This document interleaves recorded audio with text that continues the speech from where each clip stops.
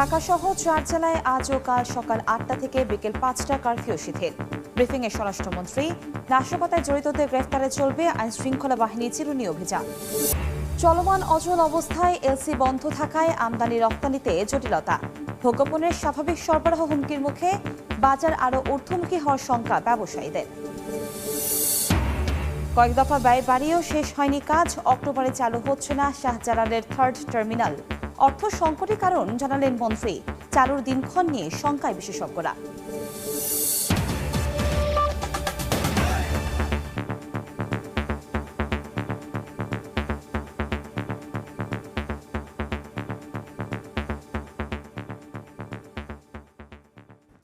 ভোরের সময় সঙ্গে আছি আমি কনক আজাদ।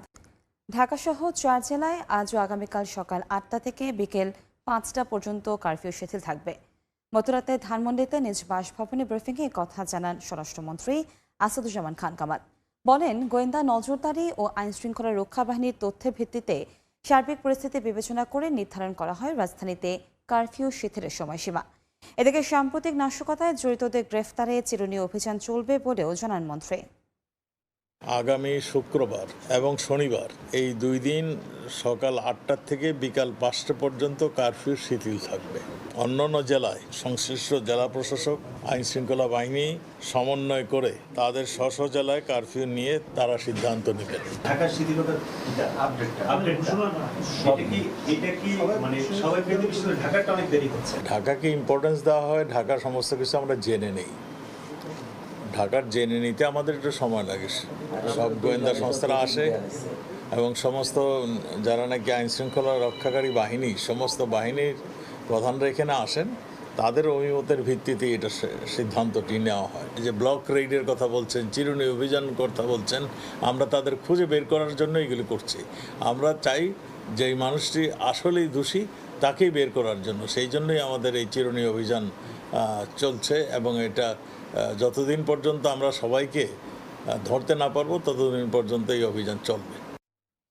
কোটা সংস্কার নিয়ে আন্দোলনকারী শিক্ষার্থীদের প্রত্যাশা পূরণ হয়েছে। সাধারণ শিক্ষার্থী মঞ্চের ব্যানারে এমন বিবৃতি দিয়েছেন বিভিন্ন শিক্ষা প্রতিষ্ঠানের 91 জন সমন্বয়কারী। সেখানে বলা হয়েছে, 23 জুলাই প্রজ্ঞাপন জারির মাধ্যমে ছাত্রদের আন্দোলনের আংশিক বিজয় অর্জিত হয়েছে। বৃহস্পতিবার রাতে সাধারণ শিক্ষার্থীরা মঞ্চে ঢাকা বিশ্ববিদ্যালয়ে সমন্বয়কারী এলিয়ান কাফি প্রতীকের সই করা বিবৃতিতে বলা হয়, জ্বালাও পোড়াও সহিংসতা এবং ধ্বংসাত্মক কাজের সঙ্গে জড়িত ছিল না সাধারণ ছাত্ররা। রাষ্ট্রীয় সম্পদ এবং জানমালের অপূরণীয় ক্ষতির সঙ্গে বৈষম্য বিরোধী ছাত্র আন্দোলনের কোনো সম্পৃক্ততা ছিল না বলেও উল্লেখ করা হয়। যত দ্রুত সম্ভব সারা দেশে শিক্ষার পরিবেশ ফিরিয়ে আনতে শিক্ষা প্রতিষ্ঠান খুলে দেওয়ার আহ্বান জানিয়ে আন্দোলনে ক্ষতিগ্রস্ত শিক্ষার্থীদের ক্ষতিপূরণের দাবি করেন সমন্বয়কারীরা। বিবৃতিতে শিক্ষার্থীদের বিরুদ্ধে হওয়া মামলা প্রত্যাহারের দাবিও করা হয়।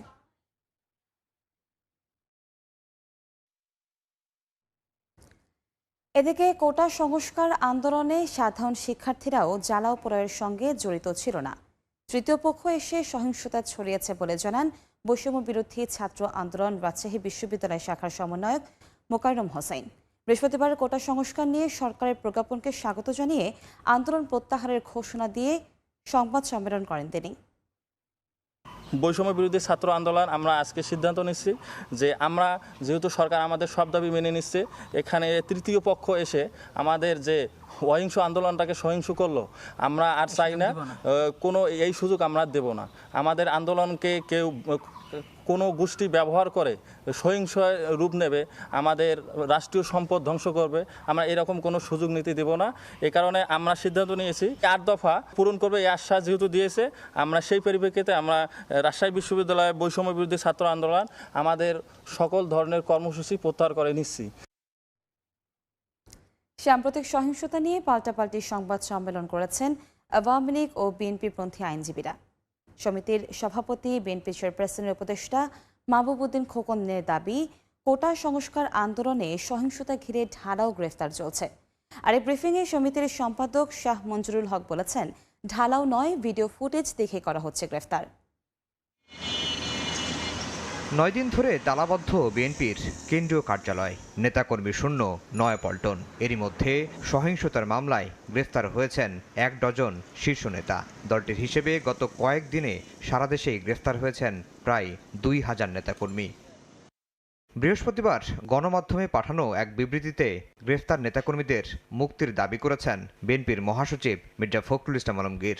কোটা আন্দোলন নিয়ে সহিংসতার ঘটনায় আন্তর্জাতিক তদন্তেরও দাবি জানান তিনি। সাম্প্রতিক পরিস্থিতি নিয়ে পাল্টাপাল্টি সংবাদ সম্মেলন করেছেন আওয়ামী লীগ ও বিএনপিপন্থী আইনজীবীরা।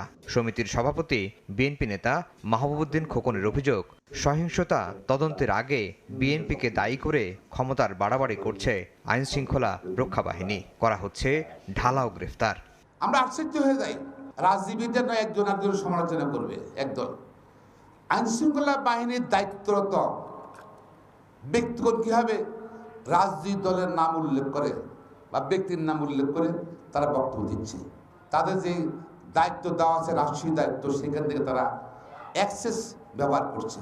একই স্থানে সংবাদ সম্মেলন করেছে সুপ্রিম কোর্ট আইনজীবী সমিতির সম্পাদক সহ নির্বাচিত সদস্যরা। এ সময় শাহ মঞ্জুরুল হক জানান, ঢালাও নয়, সহিংসতার ভিডিও ফুটেজ দেখেই করা হচ্ছে গ্রেফতার। যারা দোষী এবং যারা এই সমস্ত হত্যাযজ্ঞ, এই সমস্ত ধ্বংসযজ্ঞ, এই সমস্ত অগ্নিকাণ্ডের সাথে জড়িত, আমরা বারের পক্ষ থেকে সবার বিচার দাবি করি। খুব শিগগিরই কোটা সংস্কার আন্দোলন ঘিরে সহিংসতায় নিহতের সংখ্যা জানা যাবে বলেও জানান সমিতির সম্পাদক। আফজাল হোসেন, সময় সংবাদ, ঢাকা। সাম্প্রতিক সহিংসতায় ক্ষতিগ্রস্ত বগুড়ার বিভিন্ন স্থাপনা পরিদর্শন করেছেন স্বরাষ্ট্রমন্ত্রী আসাদুজ্জামান খান কামাল। বৃহস্পতিবার বিকেলে হেলিকপ্টারে করে রংপুর থেকে বগুড়ায় পৌঁছান মন্ত্রী। পরে শহরের টেম্পল রোড এলাকায় কোটা সংস্কার আন্দোলনের সময় হামলা ভাঙচুরের শিকার জেলা আওয়ামী লীগ কার্যালয়, মুক্তিযোদ্ধার সংসদ ভবন ও সদর ভূমি অফিস পরিদর্শন করেন। পরে তিনি জেলা প্রশাসক কার্যালয়ের সভাকক্ষে স্থানীয় জনপ্রতিনিধি ও প্রশাসনের শীর্ষ কর্তাদের সঙ্গে বৈঠক করেন। পরে স্বরাষ্ট্রমন্ত্রী বলেন, নাশকতাকারীদের ছাড় দেওয়া হবে না।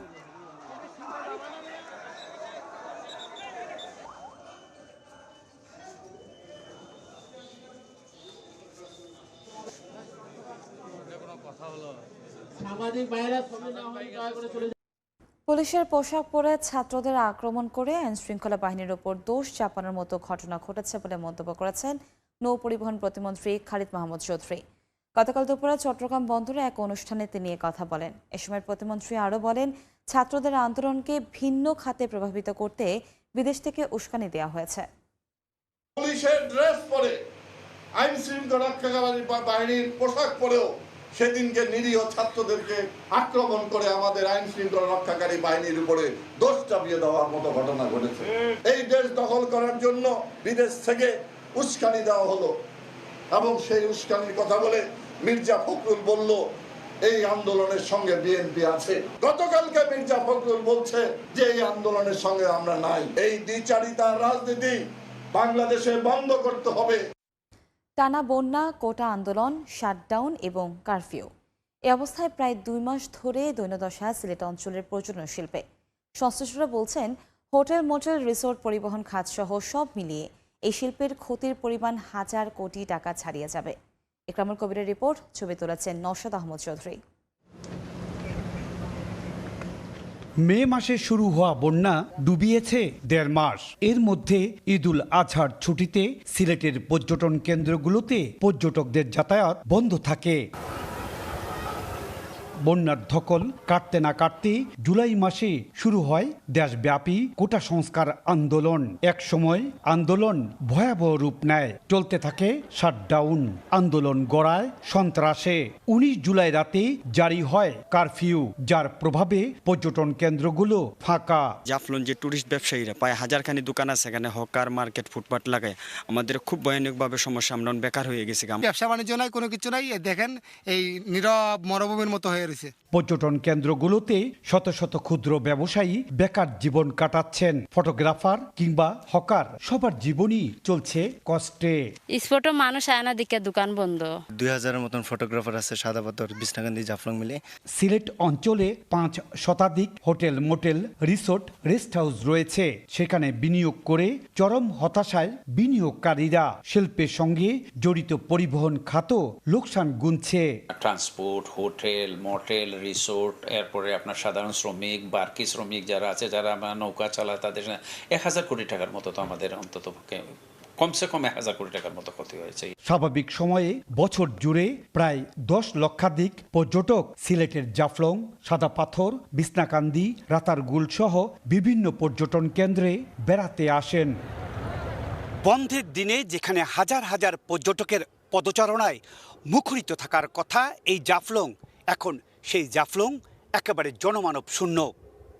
সিলেটের জাফলং পর্যটন কেন্দ্র থেকে ইকরামুল কবির, সময় সংবাদ। কারফিউ আর কয়েকদিন ইন্টারনেট বন্ধ থাকায় কয়েক হাজার কোটি টাকা ক্ষতির মুখে পড়েছে দেশের তৈরি পোশাক খাত। মঙ্গল ও বুধবার থেকে দেশের সব পোশাক কারখানায় উৎপাদন শুরু হলেও রফতানির ক্ষতি কাটাতে বিদেশি ক্রেতাদের সিদ্ধান্তের অপেক্ষায় আছেন গার্মেন্টস মালিকরা।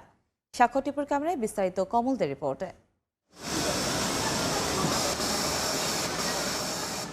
সারা দেশে কোটা সংস্কার আন্দোলনকে ঘিরে সহিংসতা, পরবর্তীতে কারফিউ এবং ইন্টারনেট বন্ধ করে দেওয়ার ফলে হাজার হাজার কোটি টাকা ক্ষতির মুখে পড়েছে দেশের গার্মেন্টস শিল্প। গার্মেন্টস শিল্পের উৎপাদন যেমন শূন্যের কোটায় নেমে এসেছিল, ঠিক তেমনি আগে প্রস্তুতকৃত পোশাক পাঠাতে পারেনি বিদেশি বায়ারদের কাছে। আর তাই দফায় দফায় বৈঠক করে যাচ্ছে সরকারের শীর্ষ পর্যায়ের সাথে গার্মেন্টস মালিকেরা। 2-1 দিনের মধ্যে আমরা বুঝতে পারবো কোন কোন ফ্যাক্টরি কী পরিমাণ এই ডিলের জন্য ডিসকাউন্ট খাচ্ছে অথবা ক্যান্সেলেশন আর এয়ার শিপমেন্ট যাচ্ছে। তবে ধীরে ধীরে রপ্তানি কার্যক্রম শুরু হচ্ছে বলে জানিয়েছেন বিজিএমইএ। ইন্টারনেট না থাকার কারণে আমরা বায়ারদের সাথে কোনো যোগাযোগ করতে পারিনি এবং আজকে থেকে আমরা বায়ারদের সাথে যোগাযোগ করছি এবং এই এক সপ্তাহে যে শিপমেন্টটা করতে পারি নাই, বায়াররা সেটা কি ডিসকাউন্ট দিবে? বিদেশি বায়াররা দাবি করে প্লেনের মাধ্যমে বা উড়োজাহাজে এসব পণ্য পাঠাতে হবে, তাহলে খরচ বেড়ে যাবে 3 থেকে 4 গুণ। তবে চট্টগ্রাম এবং রাজধানী ঢাকা, গাজীপুর, নারায়ণগঞ্জে সকাল থেকেই শ্রমিকরা কাজে যোগ দিয়েছে। মোটামুটি গার্মেন্টসের যে সকল সেকশন আছে সকল সেকশন আমরা স্বতঃস্ফূর্তভাবে কাজ করতেছি। এখন পর্যন্ত বিজিএমইএর তথ্য অনুযায়ী তাদের শতভাগ গার্মেন্টস খুলেছে এবং শ্রমিকদের উপস্থিতির হার 95%। কমল দে, সময় সংবাদ, চট্টগ্রাম। নওগাঁর পাইকারি মোকামে বস্তা প্রতি 120 টাকা বেড়েছে সব ধরনের চালের দাম। ব্যবসায়ীরা বলছেন কারফিউর কারণে সরবরাহ জটিলতায় প্রভাব পড়েছে চালের দরে। তবে বর্তমান পরিস্থিতিকে কেন্দ্র করে অতিরিক্ত মুনাফার সুযোগ নিলে জড়িতদের বিরুদ্ধে কঠোর ব্যবস্থা নেওয়ার হুঁশিয়ারি খাদ্য বিভাগের। এমআর রকের রিপোর্ট, ছবি তুলেছেন রকিবুল ইসলাম।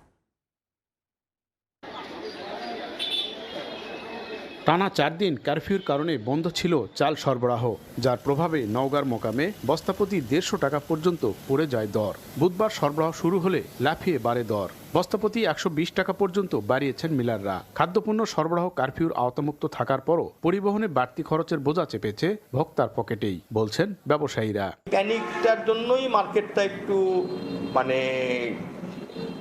100 টাকার মতো ঢাকার বাজারে বাড়তি হয়েছে। এদিকে মিল মালিক সমিতির নেতার দাবি, মিল গেটে 1 টাকা বৃদ্ধি করা হলেও অধিক মুনাফার সুযোগ নিচ্ছেন রাজধানীর ব্যবসায়ীরা। মিলাররা কিন্তু 1 টাকা বেড়ে গেলে কিন্তু ওরা 2 টাকা 3 টাকা 4 টাকাও বাড়াইছে, এরকম রেকর্ড আছে। তা আমার মনে হয় যে আসলে সেরকম কিছু বাড়ে নাই, একটু বাড়ছে, তবে এখন স্বাভাবিক পর্যায়ে চলে আসছে। এদিকে পথে পথে চাঁদার কারণে পরিবহনে বাড়তি খরচ ও হয়রানির অভিযোগ ট্রাক চালকদের।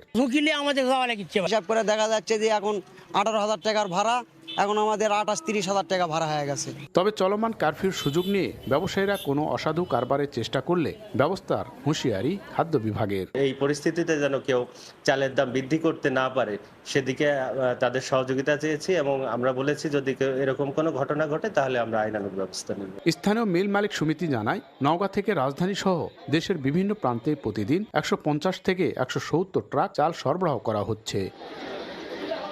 এমআর রকি, সময় সংবাদ, নওগাঁ। কারফিউ ও ইন্টারনেট বন্ধের কারণে বিপাকে পড়েছেন পাবনার চাটমোহরের অন্তত 20টি খামারের মালিকরা। অনলাইনে গরু ও দুধ বিক্রিতে নির্ভরশীল এসব খামারিরা ক্রেতা সংকটে বাধ্য হয়ে দুধ ফেলে দিচ্ছেন। আসিফ মাহমুদের ছবিতে সবুজ মোল্লার রিপোর্ট।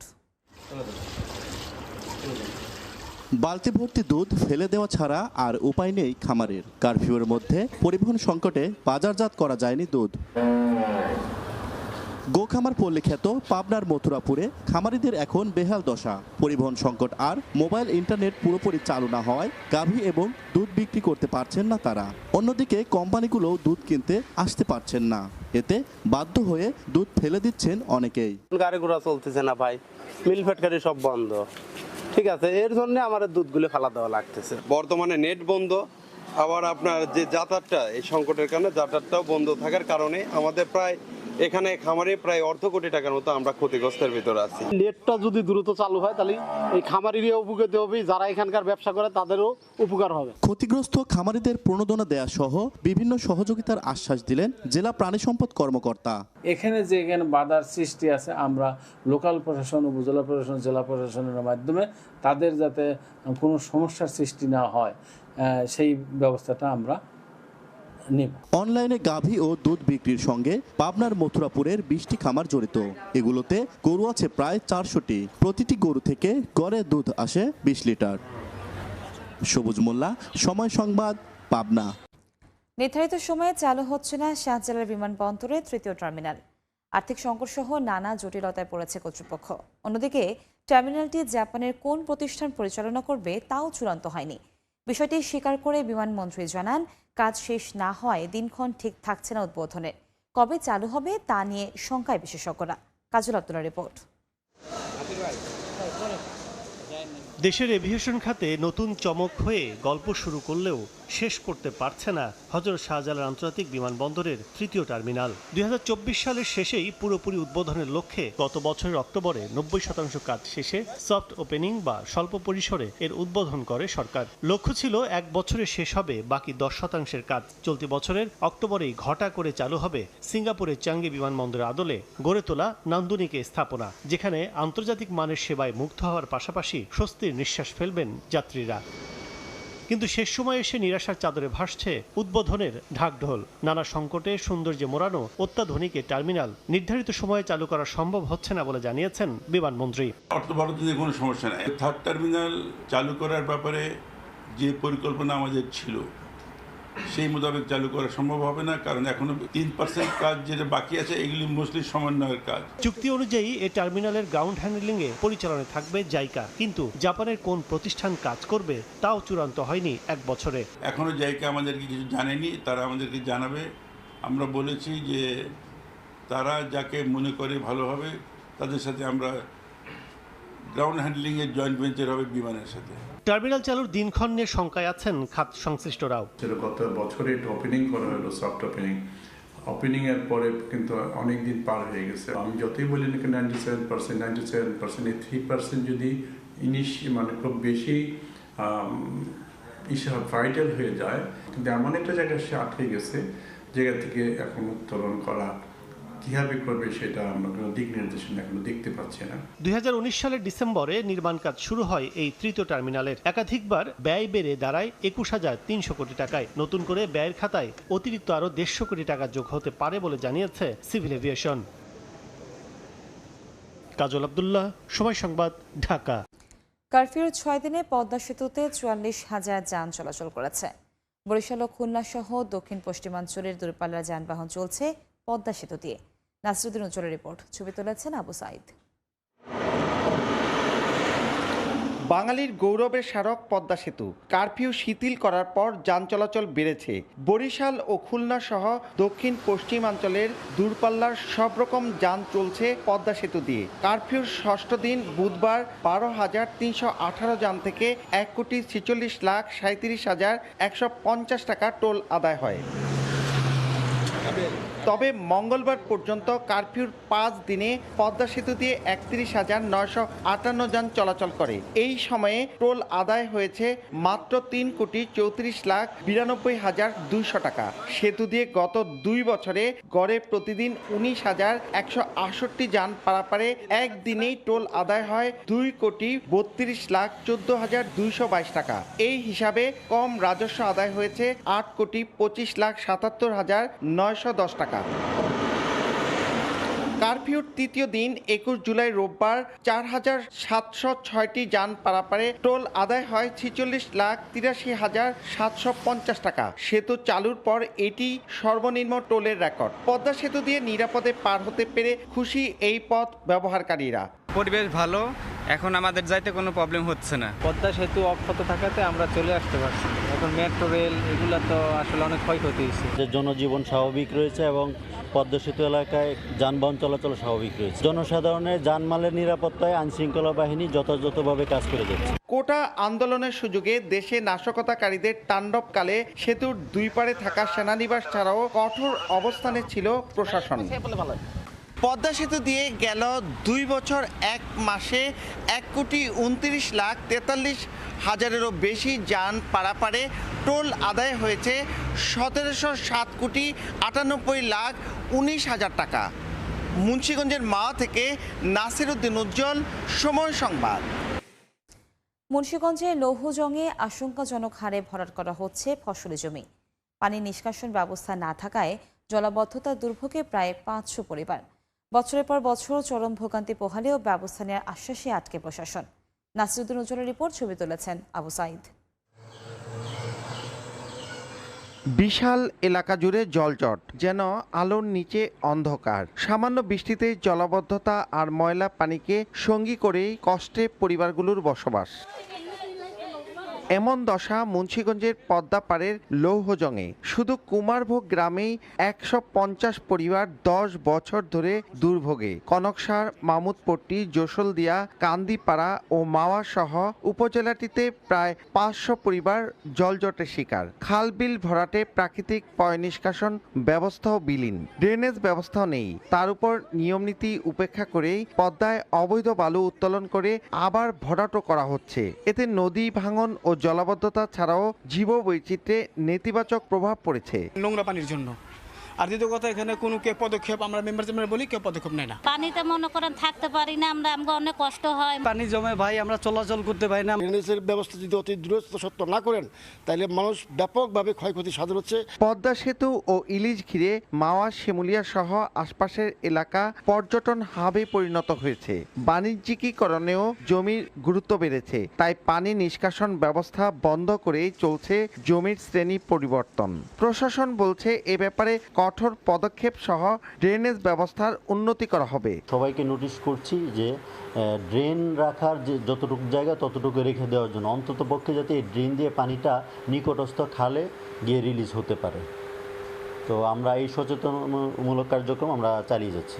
লৌহজং উপজেলার 10 ইউনিয়নেই অবৈধভাবে চলছে ভরাট কার্যক্রম। 1,77,802 জন বসতির এই উপজেলায় গেল 3 বছরে 11% ফসলি জমি হ্রাস পেয়েছে। অপরিকল্পিত বসতির কারণে এই হাল এখন বিভিন্ন এলাকায়।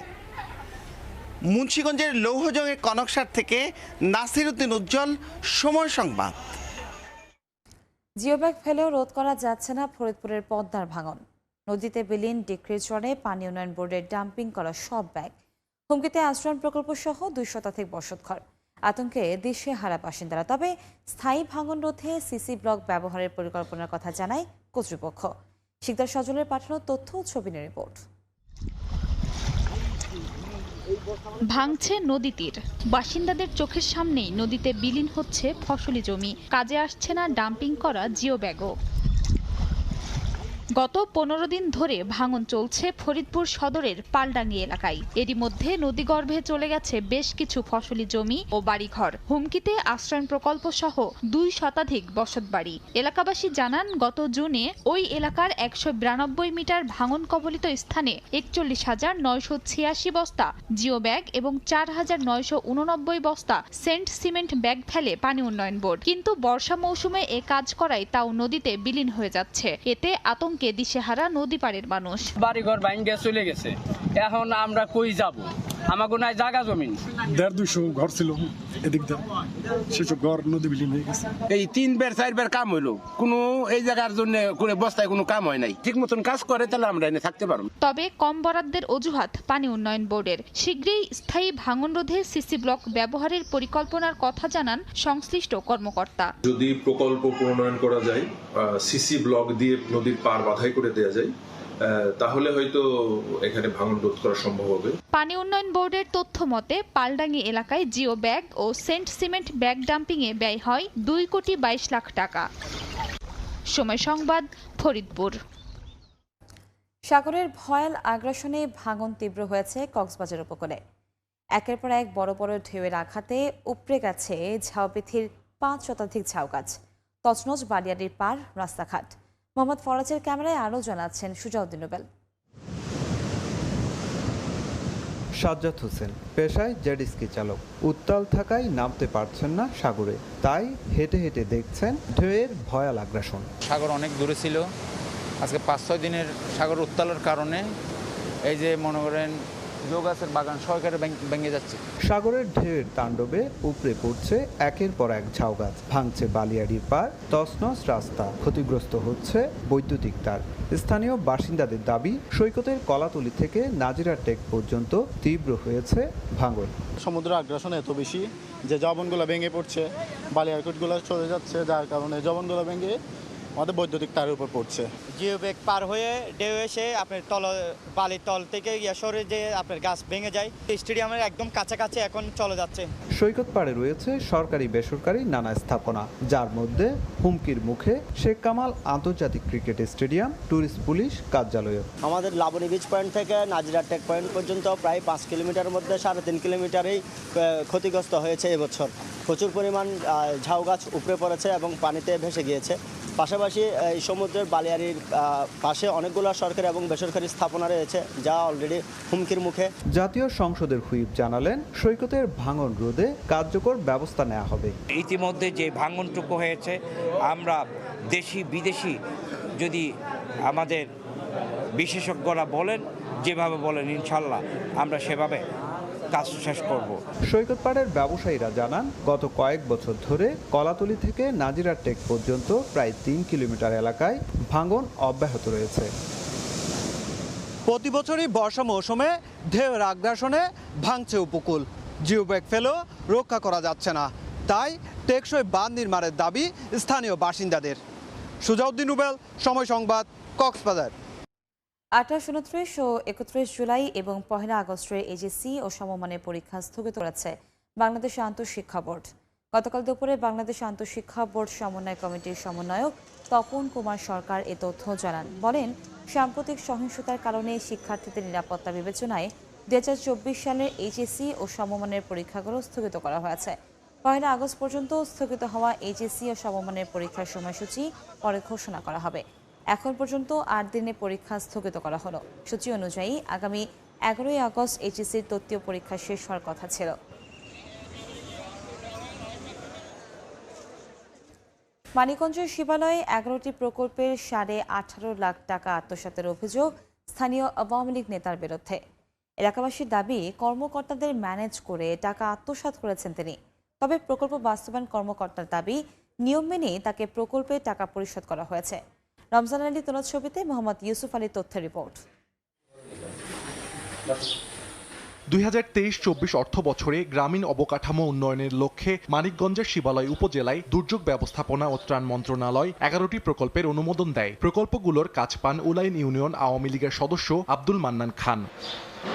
অভিযোগ উঠেছে, আব্দুল মান্নান খান সবগুলো প্রকল্পের টাকা আত্মসাৎ করেছেন। এলাকাবাসী জানান, কোদালিয়া মসজিদে 50,000 টাকা অনুদান, খানপুর মসজিদে 50,000 টাকা অনুদান, রূপসা মসজিদে 50,000 টাকা অনুদান, কোদালিয়া ঈদগাহ মাঠে 1 লাখ টাকা অনুদান, শালজানা একির বাড়ি থেকে দুলাল ভৌমিকের বাড়ি পর্যন্ত সড়ক সহ কয়েকটি রাস্তা মেরামতে অর্থ ব্যয় করেননি তিনি। বিষয়টি নিয়ে জেলা প্রশাসক বরাবর লিখিত অভিযোগও করেছেন স্থানীয়দের একাংশ। রাস্তার কাজের জন্য 2 লক্ষ টাকা অনুদান পাইছিল, কিন্তু 2 লক্ষ টাকার কাজ হয় নাই। সে টাকাটা আত্মসাৎ করছে। চাচ্ছি এর সুষ্ঠু তদন্ত হোক এবং বিচার হোক। তবে স্থানীয়দের আরেক অংশের দাবি, যেসব প্রকল্পের দায়িত্ব আব্দুল মান্নান পেয়েছেন তা সবই শেষ করেছেন। আর অভিযোগ অস্বীকার করে বিষয়টি ভিত্তিহীন দাবি অভিযুক্তের। সম্পূর্ণ ভুয়া এবং মিথ্যা একটা অপবাদ দিয়ে আমার বিরুদ্ধে আমাকে হেয় প্রতিপন্ন করার জন্য যে একটা সংবাদ প্রচারণা করছে, এটা কিন্তু সম্পূর্ণই মিথ্যা। অনুরোধ ছিল যে যাতে একটু দোআঁশ মাটি ফেলায়, তো উনি ফেলাইতে পারে নাই, মাটিটা ওই সময় পাওয়া যায়নি। চেয়ার টেবিল, তারপরে আপনার এই অফিসের রং,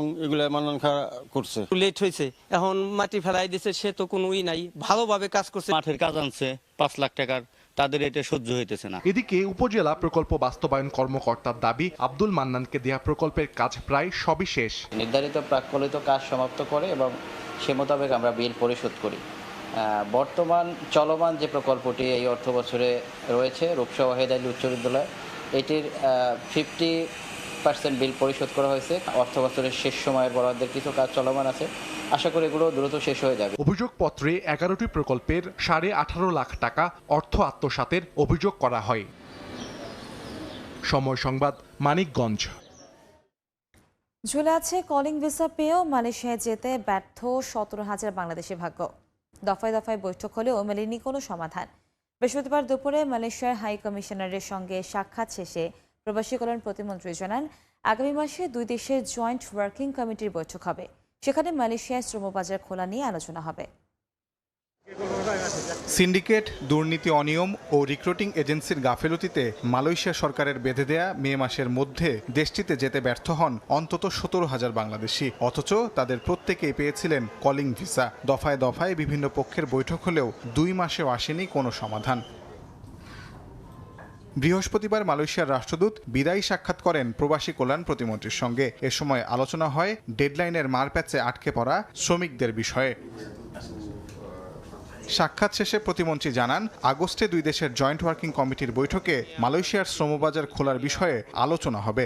এটা নিয়ে মালয়েশিয়ান গভর্নমেন্টের কাছে আমরা চিঠি লিখেছি, সেটা নিয়ে আলাপ হয়েছে, সেটাও উনি দেখবে। খোলার ব্যাপারে আমাদের জয়েন্ট ওয়ার্কিং গ্রুপের মিটিং আছে আগামী মাসে, সেই মাসে আর ইনশাল্লাহ এগুলা হয়ে যাবে। মালয়েশিয়া যেতে না পারা শ্রমিকদের মধ্যে 70% অর্থ ফেরত দেওয়া হয়েছে বলেও জানান প্রতিমন্ত্রী। যে যত দিয়েছে সে তত পাওয়ার পরে সে এগ্রিমেন্টে সাইন করবে যে আমি টাকা পেয়েছি।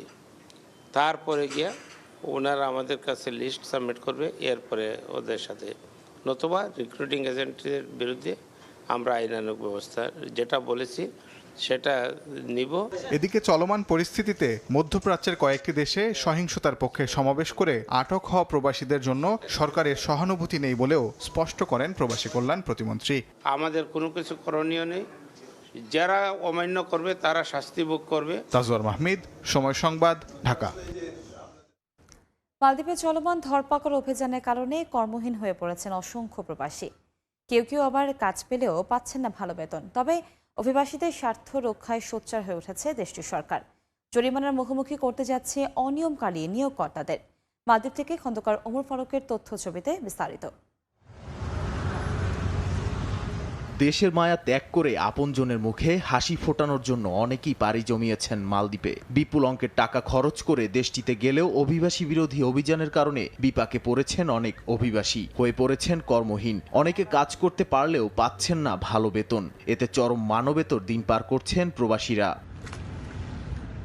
এ অবস্থায় অভিবাসীদের সঠিক বেতন নিশ্চিত করতে উদ্যোগ নিয়েছে মালদ্বীপ সরকার। বুধবার দেশটির সংসদ অধিবেশনে প্রস্তাবিত কর্মসংস্থান আইনে বেশ কিছু পরিবর্তন আনা হয়। বেতন আটকে রাখা, যে কাজে নিয়োগ পেয়েছে তার পরিবর্তে অন্য কাজ করানো এবং অবৈধ কাজ করতে বাধ্য করা হলে জরিমানার বিধান রাখা হয়েছে আইনটিতে। মালদ্বীপ সরকারের নতুন উদ্যোগ হচ্ছে, আপনি যদি কমপ্লেন করেন, আপনার কমপ্লেন যদি বৈধ হয়ে থাকে তাহলে আপনার কোম্পানি মালদ্বীপিয়ান রুপিয়া 50,000 রুপিয়া জরিমানা দিতে হবে, প্লাস তার যে লাইসেন্স আছে সেটার উপর অ্যাপেড আসবে। তো আমি মনে করি এখানে যারা আছেন সবাই ভালো কোম্পানিতে কাজ করবেন আর সবাই বৈধ হওয়ার চেষ্টা করবেন। আমাদের প্রবাসীদের জন্য অনেক ভালো কিছু হবে, এটাই আশা করি আর কি। ধন্যবাদ মালদ্বীপের বর্তমান সরকারকে। সাম্প্রতিক সময়ে দেশটির শ্রমবাজার নিয়ন্ত্রণ এবং প্রতিযোগিতাপূর্ণ করে তুলতে এমন উদ্যোগ নিচ্ছেন বলে জানান সংশ্লিষ্টরা। সময় সংবাদ, মালদ্বীপ। মৌসুমী বায়ুর প্রভাবে বিভিন্ন স্থানে দমকা হাওয়া সহ হালকা থেকে মাঝারি বৃষ্টি অথবা বজ্রসহ বৃষ্টি হতে পারে বলে পূর্বাভাস দিয়েছে আবহাওয়া অফিস। শুক্রবার ঢাকা, খুলনা, চট্টগ্রাম ও সিলেট বিভাগের কিছু জায়গায় এবং রংপুর, রাজশাহী, ময়মনসিংহ বিভাগে হালকা থেকে মাঝারি ধরনের বৃষ্টি হতে পারে। আজ দেশের সর্বোচ্চ তাপমাত্রা চুয়াডাঙ্গায় 36.5 ডিগ্রি সেলসিয়াস এবং সর্বনিম্ন তাপমাত্রা হবে বান্দরবানে 25.4 ডিগ্রি সেলসিয়াস। প্যারিস অলিম্পিক গেমসের আর্চারি ডিসিপ্লিনের কোয়ালিফিকেশন রাউন্ডে 64 জনের মধ্যে 45তম হয়েছেন বাংলাদেশের আর্চার মোহাম্মদ সাগর ইসলাম। 31 জুলাই এলিমিনেশন রাউন্ডে নামবেন তিনি। এদিকে বিশ্ব রেকর্ড করে হইচই ফেলে দিয়েছেন দক্ষিণ কোরিয়ার নারী আর্চার লিম সিহিওন। নারী ব্যক্তিগত রিকার্ভে 720 পয়েন্টের মধ্যে 694 পয়েন্ট পেয়েছেন তিনি। আনুষ্ঠানিকভাবে প্যারিস অলিম্পিক শুরু হওয়ার একদিন আগেই মাঠে নামেন বাংলাদেশি আর্চার সাগর। আর্চারি ডিসিপ্লিনে পুরুষ রিকার্ভ ইভেন্টের র্যাঙ্কিংয়ে রাউন্ডে 64 জন আর্চারের প্রত্যেকে 72টি তীর ছোড়ার সুযোগ পান। 70 মিটার দূরের টার্গেট থেকে সবচেয়ে বেশি পয়েন্ট অর্জনকারীদের সাজানো হয়েছে ক্রম অনুসারে। সেই ধারাবাহিকতায় 720 স্কোরের মধ্যে 652 পয়েন্ট নিয়ে 45তম হয়েছেন লাল সবুজের আর্চার সাগর। আগামী 31 জুলাই এলিমিনেশন রাউন্ডে ইতালিয়ান আর্চার মাউরো নেসপোলিকে প্রতিপক্ষ হিসেবে পেয়েছেন তিনি। র্যাঙ্কিং রাউন্ডে 670 স্কোর করে 20তম অবস্থানে আছেন নেসপোলি। টোকিও অলিম্পিকে রৌপ্য পদক জয়ী আর্চার এই মাউরো নেসপোলি। অলিম্পিক সহ আন্তর্জাতিক সব মহলে ইসরায়েলকে নিষিদ্ধ করার এখনই সময়। প্যারিস অলিম্পিকে অংশ নিয়ে ফ্রান্সের বিমানবন্দরে পৌঁছে এমন মন্তব্য করেন প্যালেস্টাইনিয়ান ন্যাশনাল অলিম্পিক কমিটির প্রেসিডেন্ট। এদিকে অলিম্পিকে অংশগ্রহণের মধ্য দিয়ে ইসরায়েলের বিরুদ্ধে শান্তিপূর্ণ লড়াইয়ের জন্য প্রস্তুত ফিলিস্তিনি অ্যাথলিটরা। এবারের প্যারিস অলিম্পিকটা বিশেষ ফিলিস্তিনের জন্য। অলিম্পিক দিয়ে বিশ্ববাসীর কাছে ইসরায়েলি বর্বরতা তুলে ধরার সেরা সুযোগ মনে করছে যুদ্ধবিধ্বস্ত দেশটি। ইসরায়েলের ওপর আন্তর্জাতিক চাপ বাড়াতে নানা সংকটের মধ্যে ফিলিস্তিনি অ্যাথলিটরা অংশ নিচ্ছে এবারের অলিম্পিকে। The greatest show on earth খ্যাত প্রতিযোগিতায় অংশ নিতে ইতোমধ্যে ফ্রান্সে পৌঁছেছেন ফিলিস্তিনি অ্যাথলিটরা। বিমানবন্দরে তাদের উষ্ণ অভ্যর্থনায় বরণ করে নিয়েছেন সমর্থকরা। গাজায় ইসরায়েলি হত্যাযজ্ঞ থামাতে ইউরোপিয়ান ইউনিয়নের বেশ কয়েকটি দেশ ফিলিস্তিনকে স্বাধীন দেশ হিসেবে স্বীকৃতি দিয়েছে। তবে শুধু নিজেদের স্বীকৃতি নয়, আন্তর্জাতিক মহলে ইসরায়েলকে প্রতিহত করার প্রস্তুতি নিচ্ছে ফিলিস্তিন। ফিফা এবং আন্তর্জাতিক অলিম্পিক কমিটি থেকে ইসরায়েলকে নিষিদ্ধ করার সময় এসেছে। সঙ্গে ফিলিস্তিনিদের ন্যায় বিচার পাওয়ার এখনই সময়। ফ্যাসিবাদী ও দখলদারিত্বের বিপক্ষে লড়াই করার সময় এসেছে। যদি সত্যিই আন্তর্জাতিক বৈধতা, ন্যায় বিচার এবং জনগণের অধিকারকে সম্মান করেন, তাহলে আমরা ফ্রান্সের প্রতি আহ্বান জানাই ফিলিস্তিনিকে স্বাধীন রাষ্ট্র হিসেবে স্বীকৃতি জানাতে। প্যারিস অলিম্পিকে 5টি ক্যাটাগরিতে অংশ নেবে 6 ফিলিস্তিনি অ্যাথলিট। যে কোনো একটি ক্যাটাগরিতে মেডেলের প্রত্যাশা তাদের, যদিও মেডেলের চেয়ে দেশের প্রতিনিধিতাই মুখ্য অ্যাথলিটদের কাছে। আসরে অংশগ্রহণের মধ্য দিয়ে শান্তিপূর্ণ লড়াইয়ের জন্য প্রস্তুত ফিলিস্তিনিরা। ফিলিস্তিনের পতাকা উত্তোলন করতে পারাটা আমার জন্য অনেক সম্মানের। অনেক আগে থেকে এটা আমার স্বপ্ন ছিল। আমরা এখানে দেশের প্রতিনিধিত্ব করতে এবং দেশের জন্য শান্তিপূর্ণভাবে লড়াই করার এটা সেরা উপায়। ফিলিস্তিন শুধু যুদ্ধবিধ্বস্ত দেশই নয়, আমরা খেলায় অংশ নিচ্ছি যা আমাদের সংস্কৃতির অংশ, তাই ভালো কিছুর প্রত্যাশা রয়েছে। 2023-এর অক্টোবর থেকে শুরু করে এখন পর্যন্ত ইসরায়েলি হামলায় 300-এর বেশি অ্যাথলিট, রেফারি ও ক্রীড়া কর্মকর্তা প্রাণ হারিয়েছেন। রিফাতুল ইসলাম মিরন, সময় সংবাদ। নারী এশিয়া কাপের খবর। দ্বিতীয়বারের মতো মহাদেশীয় শ্রেষ্ঠত্বের ফাইনালের হাতছানি টাইগ্রাসদের। এশিয়া কাপের প্রথম সেমিফাইনালে বাংলাদেশের প্রতিপক্ষ টুর্নামেন্টের সবচাইতে সফল দল ভারত। সাম্প্রতিক ব্যাটিং ব্যর্থতা কাটিয়ে সবশেষ 2 ম্যাচে রানে ফিরেছেন টাইগ্রাস ব্যাটাররা। এ ম্যাচে তাই বাড়তি দায়িত্ব নিতে হবে মুর্শিদা জ্যোতিদের। ডাম্বুলের ওয়ানগ্রিজ স্টেডিয়ামে ম্যাচ শুরু দুপুর 2:30টায়। সেমিফাইনালেই ফাইনালের রোমাঞ্চ, লড়াইয়ে উত্তেজনার রেণু। প্রতিপক্ষ যখন ভারত, তখন বিনা যুদ্ধে নাহি দেবে সোচাগ্রমে তিনি। এশিয়া কাপে এ নিয়ে তৃতীয়বার সেমির মঞ্চে, তবে ফাইনালের গেরো খুলেছিল কেবল ওই 2018-তেই। সেবার এই ভারতকে হারিয়ে গড়েছিল ইতিহাস। জ্যোতিদের এবার তাই পুনরাবৃত্তির হাতছানি। সাম্প্রতিক সময়ে বোলিংটা ঠিকঠাক, ব্যাটিংয়েই যত গুবলেট। তবে স্বস্তির খবর, নিজেদের সবশেষ 2 ম্যাচে রান পেয়েছে টাইগ্রেস টপ অর্ডার। আগের ম্যাচেই তো মালয়েশিয়ার বিপক্ষে গড়েছে নিজেদের টি-20 ইতিহাসের দ্বিতীয় সর্বোচ্চ রানের কীর্তি। ব্যাক টু ব্যাক 50-তে মুর্শিদা এখন টপ রান গেটারের 3-এ। নিগার তো প্রায় প্রতি ম্যাচে ছড়াচ্ছেন তার জ্যোতির ছোঁয়া। বিগ ম্যাচে বিগ স্কোরে তাদের ওপরই থাকবে বাড়তি দৃষ্টি। বাংলাদেশ ছাড়ার আগে কিন্তু আমাদের প্রথম লক্ষ্য ছিল যেন আমরা সেমির জন্য কোয়ালিফাই করি, কারণ আমরা গত এডিশনে সেমিফাইনালে কোয়ালিফাই করতে পারিনি। সোফা যেহেতু সেই টার্গেটটা ফিল আপ হয়েছে, অবশ্যই এখন আমাদের সবার নজর ফাইনালের দিকে। প্রতিপক্ষ ভারত বিবেচনায় একাদশে আসতে পারে একাধিক পরিবর্তন। রুমানা আর জাহানারা সেরা 11তে জায়গা মিলতে পারে 2 সিনিয়র ক্যাম্পেইনারেরই। টিম ইন্ডিয়ার বিপক্ষে পূর্বের ফর্মের বিবেচনায় ফিরতে পারেন পেসার মারুফাও। নাহিদা আর লাস্যময়ী রাবেয়া 3 ম্যাচে দুজনারই সংগ্রহ সমান 5 উইকেট। ভারতের ব্যাটিং মেরুদণ্ড ভেঙে দিতে আর মিড ওভারে রানের লাগাম টেনে ধরতে তাদের রাখতে হবে বাড়তি ভূমিকা। ডাম্বুলায় ম্যাচ ডেতে বৃষ্টির সম্ভাবনা নেই বললেই চলে, তবুও বাতাসে আর্দ্রতা থাকবে ৬৭%। দিনের ম্যাচ বলেই হয়তো টস রাখবে না বাড়তি কোনো ভূমিকা, তবুও হিসেব বলছে উইকেটের বিবেচনায় টস জেতা দল আগে করতে পারে ফিল্ডিং।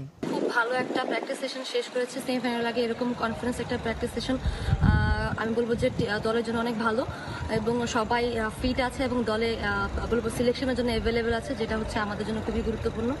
সংক্ষিপ্ত সংস্করণে এ পর্যন্ত ৩৩ দেখায় মোটে ৪ জয় টাইগ্রেসদের, মাঝে একটা ম্যাচ হয়েছিল টাই। এমনকি ভারতের বিপক্ষে সবশেষ ৮ ম্যাচেও জয়ের দেখা নাই। কিন্তু সেমিফাইনাল বলেই ওসব পরিসংখ্যান কেবলই সংখ্যা মাত্র, ম্যাচটিতে পারফর্মই আসল। এবার তাই আরও এক ঝলক দেখার অপেক্ষায় টাইগ্রেস সমর্থকরা। মাহবুব রিমন, সময় সংবাদ। তামিম ইকবাল ইস্যুতে নতুন মোড়, চ্যাম্পিয়ন্স ট্রফি খেলতে টাইগার ওপেনারকে প্রস্তাব দিয়েছে বিসিবি। তার উত্তরের জন্যই এখন অপেক্ষা। তামিম চাইলে যে কোনো সময় তাকে ফেরাতে প্রস্তুত বোর্ড, জানিয়েছেন BCB cricket operations chairman Jalal Yunus. তবে ভাইয়ের অসুস্থতার কারণে তার পাশে থাকায় এ নিয়ে তামিমের মন্তব্য জানা সম্ভব হয়নি। সাসপেন্স, থ্রিলার, টুইস্ট, আবার অযথাই কাহিনী টেনে লম্বা করা, তামিম ইকবাল আর বিসিবির লোক দেখানো এসব কাণ্ড যেন টিভির কোনো mega serial. I am retiring from international cricket. পেশাদারিত্বকে বৃদ্ধাঙ্গুলি দেখিয়ে আবেগকে পুঁজি করে চোখের জলে আন্তর্জাতিক ক্রিকেটকে বিদায়, এরপর প্রধানমন্ত্রীর হস্তক্ষেপ। সেই তামিম জাতীয় দলে ফিরলেও আবারও দীর্ঘ নির্বাসন। টি-20কে গুড বাই বলেছেন আগে, টেস্ট দলেও হয়ে পড়েছেন ব্রাত্য।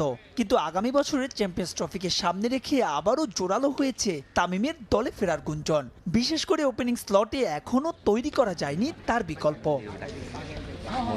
এই ওপেনারের মান ভাঙাতে তাই দুই বিসিবি পরিচালক জালাল ইউনুস আর এনায়েত হোসেন সিরাজ একাধিক দফা বৈঠক করেছেন তামিমের সঙ্গে। তাকে দলে ফেরাতে ইতিবাচক বোর্ডও, বল এখন তামিমেরই কোর্টে। তার সাথে আমরা বসেছিলাম, আমাদের সাইড থেকে যত বসার যা বলার দরকার ছিল আমরা তার সাথে আলাপ আলোচনা সেরেছি। পরে সেই মিটিংয়ের পরে বলেছে ঠিক আছে, আমি মাননীয় সভাপতির সাথে তামিম আলাপ আলোচনা করবে, ফাইনালি করে he will take his decision. আমরা তামিমের জন্য অপেক্ষা করছি, we are waiting for his reply. আমরা আগেই তাকে আমরা প্রস্তাব দিয়েছি, প্রেসিডেন্ট সাহেবের সাথে তামিমের কয়েকবার যোগাযোগ হয়েছে। তামিম বলেছে সুযোগ পেলে প্রেসিডেন্ট সাহেবের সাথে যোগাযোগ করবে সে। মনে তামিমই ভালো বলতে পারবে যে কখন সে বুঝবে। ঢাকা প্রিমিয়ার লিগের পর সব ধরনের ক্রিকেট থেকে দূরে আছেন তামিম, তাই তো প্রশ্ন তার দলে ফেরার প্রক্রিয়া কেমন হবে। বড় ভাই ও জাতীয় দলের সাবেক ক্রিকেটার নাফিজ ইকবাল অসুস্থ থাকায় বাস্তবতা মেনে এই ইস্যুতে তামিমের মতামত জানা সম্ভব হয়নি। তবে জানা গেছে বোর্ড সভাপতি নাজমুল হাসান পাপন দেশে ফিরলে তার সঙ্গে দেখা করে জাতীয় দলে ফেরা না ফেরার ব্যাপারে চূড়ান্ত সিদ্ধান্ত নেবেন বাংলাদেশের হয়ে সর্বোচ্চ রান সংগ্রাহক তামিম ইকবাল খান। মাহবুব রিমন, সময় সংবাদ, ঢাকা। আগামী মৌসুমে বাংলাদেশ প্রিমিয়ার লিগে চ্যাম্পিয়ন ফাইট দেওয়ার লক্ষ্যে দেশের ঐতিহ্যবাহী ক্লাব মোহামেডানের পুরানো ফুটবলারদের ধরে রেখে 2024-25 মৌসুমের জন্য দল সাজাচ্ছে সাদা কালোরা। পুরনো তো থাকছেনই, নতুন করে এক বিদেশি ফুটবলারকে দলে ফিরিয়েছে ক্লাবটি। আগামী মৌসুমে কুমিল্লাকে হোম ভেন্যু করার চেষ্টা করেছে বিপিএল এর রানার্স আপরা। স্বাধীনতা কাপ, লিগ শিরোপা ও ফেডারেশন কাপের খুব কাছে গিয়েও শিরোপা ঘরে তুলতে পারেনি দেশের ঐতিহ্যবাহী ক্লাব মোহামেডান। গত মৌসুমের প্রতিটা টুর্নামেন্টেই রানার্স আপ হয়ে সন্তুষ্ট থাকতে হয়েছে সাদা কালোদের। তবে পারফরম্যান্সের বিচারে গত এক দশকের মধ্যে সেরা সময় কাটিয়েছে ক্লাবটি। কিংস অ্যারেনায় লিগ চ্যাম্পিয়ন বসুন্ধরা কিংসের আনবিটেন রেকর্ড ভেঙেছে সোলোমান দিয়াবাতের দল। আরও একটা মৌসুমের আগে দল গোছাতে ব্যস্ত সময় পার করছে মোহামেডান। পুরনোদের প্রাধান্য দিয়েই দল সাজাচ্ছে তারা। ক্লাব ছেড়ে আবাহনীতে যাচ্ছেন শাহরিয়ার ইমন, মুরাদ, জাফর ও কামরুল। তবে এর মাঝে ইমন ও মুরাদকে রেখে দেওয়ার চেষ্টা করছে ক্লাবটি। ঘরে ফিরেছেন মোহামেডানের পুরনো ফুটবলার রাজীব। এখন পর্যন্ত আমরা সব প্লেয়ার মোটামুটি আমাদের যারা গত বছরে ছিল সবাইকে ধরে রাখার চেষ্টা করছি, ফরেন প্লেয়ার সহ। এখান থেকে 4 জন প্লেয়ার আমরা শুনতেছি যে চলে গেছে। জাফর ইকবাল, কামরুল, সেনাবাহিনীর 2 জন খেলোয়াড় আছে, শাহরিয়ার ইমন এবং মুরাদ হাসান। তো সেনাবাহিনীর 2 জনের এখনও ফাইনাল কিছু হয়নি, তো এই 2 জনের আমরা আশা করতেছি এখনও পাওয়ার। রাজীব মডার্নের বিগত যে খেলোয়াড় ছিল, শেখ জামালে গিয়েছিল গত বছর, তাকে আমরা এনেছি। আরও কিছু নতুন প্লেয়ার আমরা নিয়েছি যারা আসলে আমাদের ভবিষ্যতের প্ল্যান হিসেবে আমরা তাদেরকে নিয়েছি। বিদেশি ফুটবলারদের ক্ষেত্রে পুরনোদের উপর আস্থা রাখছে মোহামেডান। থাকছেন সোলোমান দিয়াবাতে, মুজাফফরব, এমানুয়েল সান্ডে। নতুন করে দলে অন্তর্ভুক্ত হয়েছেন রহমতগঞ্জের বোয়েটেং। অর্থ স্বল্পতার কারণে ষষ্ঠ খেলোয়াড় হিসেবে আফ্রিকান কোনো ফুটবলারকে দলে ফেরানোর পরিকল্পনা করছে ক্লাবটি। গত বছর টিমটাই অলমোস্ট ধরে রাখার চেষ্টা করছি, পাশাপাশি একজন নতুন ফরেনার নিয়েছি, বোয়েটেং, রহমতগঞ্জে খেলতো। আমি মনে করি ব্রাজিলিয়ান বা আর্জেন্টিয়ান যেসব প্লেয়ারই ওদের স্ট্যান্ডার্ড ওয়ার্ল্ড ফুটবলে এত বেশি, তা ওদের ডিমান্ডও অনেক বেশি। আমাদের এই সময়ে আমরা ওরকম ডিমান্ড অনুযায়ী অর্থ দিতেও পারবো না। আফ্রিকান প্লেয়ার একটু চিপ পাওয়া যায়। গেল মৌসুমে ময়মনসিংহের রফিকউদ্দিন ভুঁইয়া স্টেডিয়ামকে হোম ভেন্যু হিসেবে ব্যবহার করেছিল মোহামেডান। তবে আগামী মৌসুমে নিজেদের পুরনো মাঠে ফিরে যাওয়ার পরিকল্পনা করছে ক্লাবটি। হোম ভেন্যু গত বছর ময়মনসিংহ নিয়েছিলাম, ময়মনসিংহ মাঠ এভরিথিং সব কিছু ঠিক আছে, আমাদের অনেক বেশি জার্নি হয়ে যায়। এই বছর আমরা কুমিল্লার চেষ্টা করতেছি, ইনশাল্লাহ যদি পাই তাহলে আমরা কুমিল্লা ভেন্যু নিব। আন্তর্জাতিক উইন্ডোর সঙ্গে মিল রেখে 15ই আগস্ট শেষ হচ্ছে দল বদলের সময়। তবে তার আগেই দল গুছিয়ে 2024-25 মৌসুমে বাংলাদেশ প্রিমিয়ার লিগে চ্যাম্পিয়ন ফাইট দেওয়ার লক্ষ্য মোহামেডানের। ফাহিম ইসলাম, সময় সংবাদ, ঢাকা। এ পর্যায়ে শীর্ষ সংবাদগুলো জানিয়ে দিচ্ছি আরেকবার। ঢাকা সহ 4 জেলায় আজকাল সকাল 8টা থেকে বিকেল 5টা কারফিউ শিথিল। ব্রিফিংয়ে স্বরাষ্ট্রমন্ত্রী, নাশকতায় জড়িতদের গ্রেফতারে চলবে আইনশৃঙ্খলা বাহিনীর চিরুনি অভিযান। চলমান অচল অবস্থায় এলসি বন্ধ থাকায় আমদানি রপ্তানিতে জটিলতা। ভোগ্যপণ্যের স্বাভাবিক সরবরাহ হুমকির মুখে, বাজার আরও ঊর্ধ্বমুখী হওয়ার শঙ্কা ব্যবসায়ীদের। কয়েক দফা ব্যয় বাড়িয়েও শেষ হয়নি কাজ, অক্টোবরে চালু হচ্ছে না শাহজালালের 3rd টার্মিনাল। অর্থ সংকটের কারণ জানালেন মন্ত্রী, চালুর দিনক্ষণ নিয়ে শঙ্কায় বিশেষজ্ঞরা।